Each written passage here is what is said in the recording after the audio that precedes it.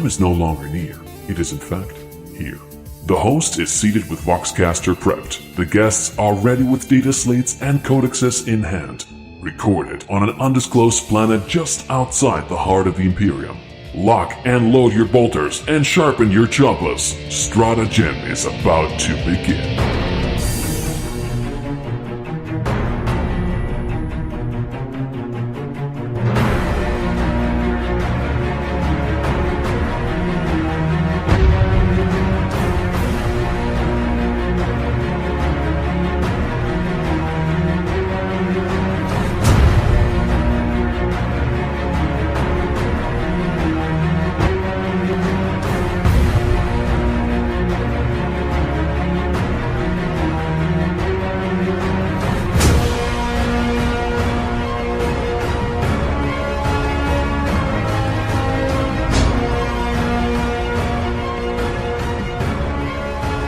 Welcome, ladies and gentlemen. I hope you are prepared to exercise your minds with this week's episode of Stratagem. I'm your host, Andrew Freeman, and I've got some strategy experts with me breaking down your favorite 40k and Age of Sigmar armies so you can go out and destroy and conquer friends or foes. On a legal note, none of the things said in this show represent Games Workshop or any of its affiliated companies. This show is in no way affiliated or owned by Games Workshop. This show is created by 10 guys that enjoy nerding out to LP formations that put so much cheese on the board, it makes grown men cry!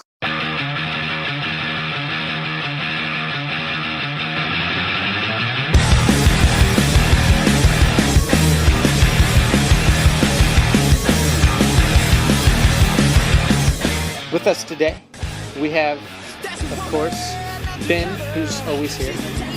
Perpetually, never ends. And we also have with us BJM. Alright guys, let's see some DeathWatch. And a newcomer, the DeathWatch expert that will be defending his DeathWatch in this death match. Tyler, welcome. You are the first loss I had in this edition. I think you should pat yourself on the back for that. Yeah, you know, it wasn't that fair. I brought some nasty firepower. I would have called the match educational. I never played DeathWatch until that moment. The cheese is strong with this one. Yes. So Tyler, what got you into DeathWatch? What got you started into this awesome army? So what happened was I basically got into 40k by 1,000 Suns. I bought the book and all, but then with 7th edition for a new player, starting with 1,000 Suns is not the best choice in the world. Psychic powers and all that, you know, I'm looking, and it took me about 3 hours to really get psychic powers down for my first game. And after that, I'm like, that's enough. That's enough of that. And what I did was I started looking around for another army, and you know, when you see the best of the best, the most badass of the Space Marines, all in this slick black and silver, you can't go wrong. It's hot. You can't go wrong. No, it's hot. It's fantastic. You're not wrong. It's pretty. Fantastic. The special operations of the Space Marines. Coming in hot. Coming in hot in the black. Is there a particular reason why you chose the Death Watch over the Death Guard, Death Company, Death Wing, Death Wolves, or Death, what was the last one? Guard, Some other death. yeah, there's more death. Because, you know, I think it was just time of coincidence. You know, they just released as an army. And I thought, you know, they seem pretty cheap. They're an elite army. So, you know, when I first got in the hobby, I was trying to ball on a budget. That's why I picked 1,000 Suns. And then when I went to DeathWatch, I'm like, this might be even a little cheaper. Now let's go into the next segment. Core build. Hear my words and bear witness to my vow. Night gathers, and now my watch begins. It shall not end until my death. I shall take no wife, hold no lands, father no children. I shall wear no crowns and win no glory. I shall live and die at my post. I am the sword in the darkness. I am the watcher on the walls. I am the shield that guards from the realm of men. I pledge my life and honor to the Night's Watch for this night and all the nights to come. Tyler, what's the core build of your DeathWatch army? To be honest, the must-have is the Watchmaster. I have at least 2 of them in every army, like right off the bat. That's what I always go to. Basically, 130 points for your standard 4 strength, 4 toughness 4, 6-inch move Space Marine, but 4 attacks, 6 wounds and some beautiful, lovely rules like you can reroll all failed hit rolls for friendly Deathwatch units within 6 inches. 130 points. And with a 2 damage Guardian Spear that shoots, then D3 damage in combat, guy's a beast.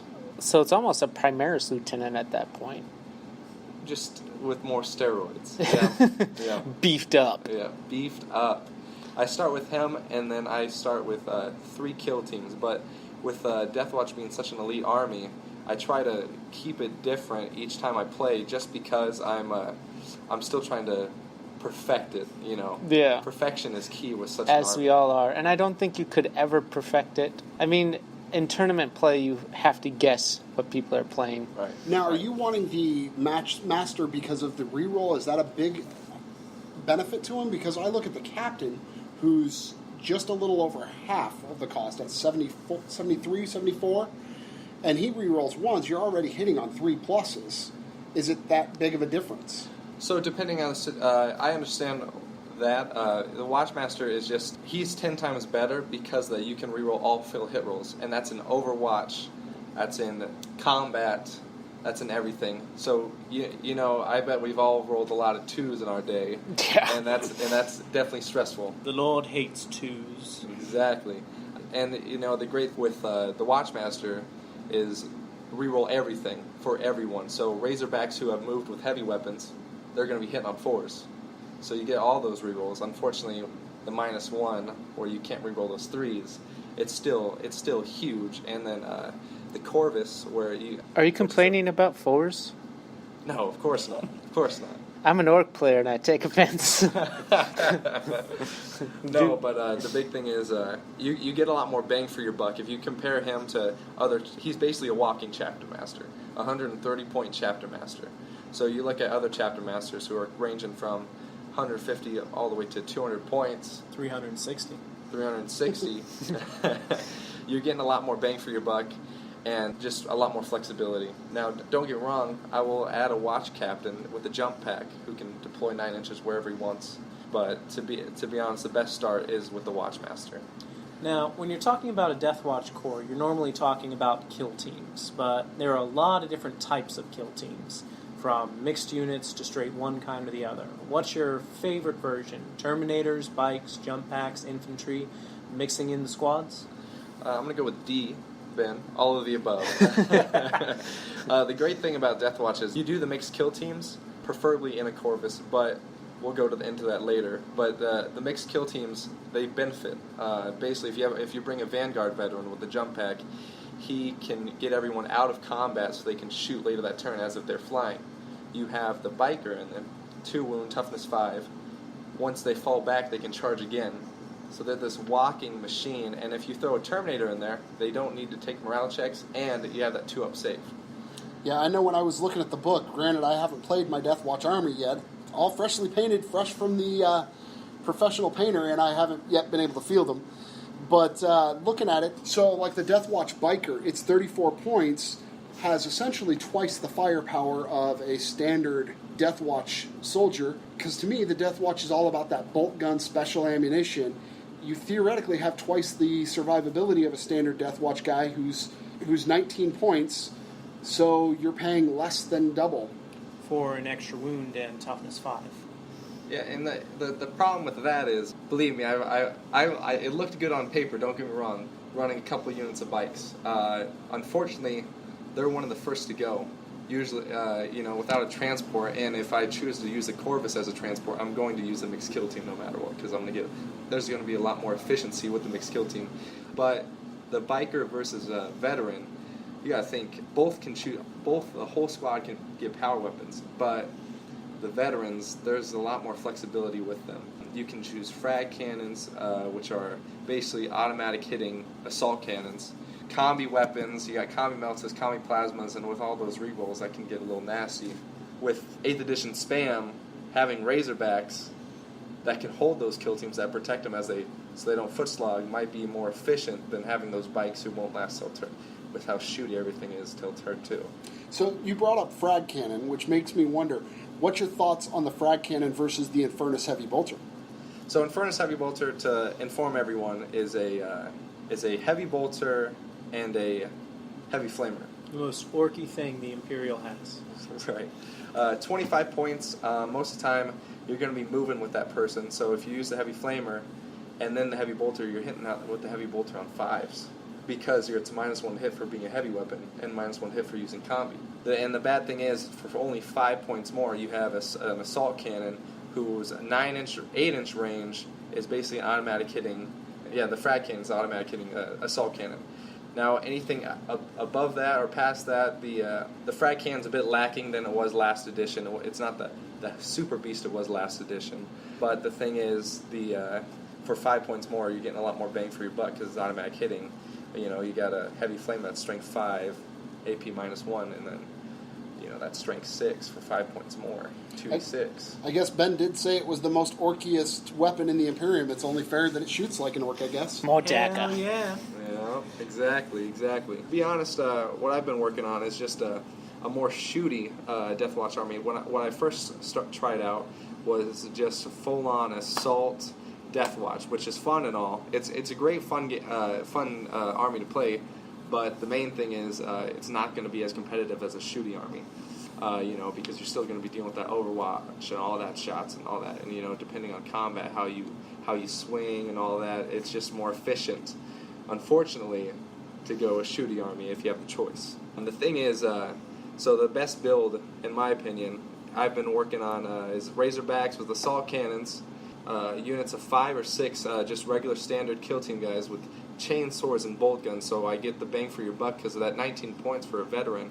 You're paying for that special issue ammo, or you'd have a 13-point attack squad. And you don't really need special weapons at that point if you have the special ammo.